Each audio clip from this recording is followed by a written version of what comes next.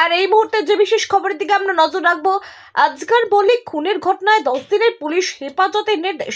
বচসার জেরে বন্ধুকে কুপিয়ে খুনের ঘটনায় 10 দিনের পুলিশি হেফাজতের নির্দেশ দিল আদালত। আবার আপনাদের জানিয়ে রাখি, বচসার জেরে বন্ধুকে কুপিয়ে খুনের ঘটনায় 10 দিনের পুলিশি হেফাজতের নির্দেশ দিল।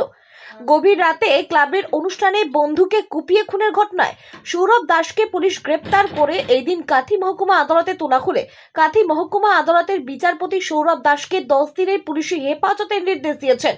ঘটনাটি ঘটেছে পূর্ব মেদিনীপুর কাঁথি পৌরসভার 5 নম্বর ওয়ার্ডের খড়গচণ্ডী মহাশ্মশানের কাছে। গতকাল মঞ্জুরি গোষ্ঠী ক্লাবের বাৎসরিক অনুষ্ঠানে নাচানাচি করার সময় দুইজনের মধ্যে বচসা শুরু হয়। আর আচমকায় গলায় ধারালো অস্ত্রের কোপ মারে সৌরভ দাস। ধারালো অস্ত্রের আঘাতের সঙ্গে সঙ্গে মাটিতে লুটিয়ে পড়ে আজকাল মল্লিক নামে এক যুবক, যার বয়স 25 বছর।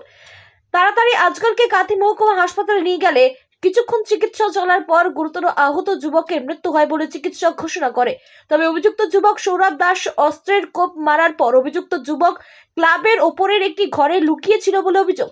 সেখান থেকে পুলিশ তাকে গ্রেপ্তার করে কাঁথি থানায় নিয়ে আসে। তবে যেখানে আজকালকে কুপিয়ে মারা হয়েছিল সেই জায়গাটি সিল করে দেওয়া হয়েছে।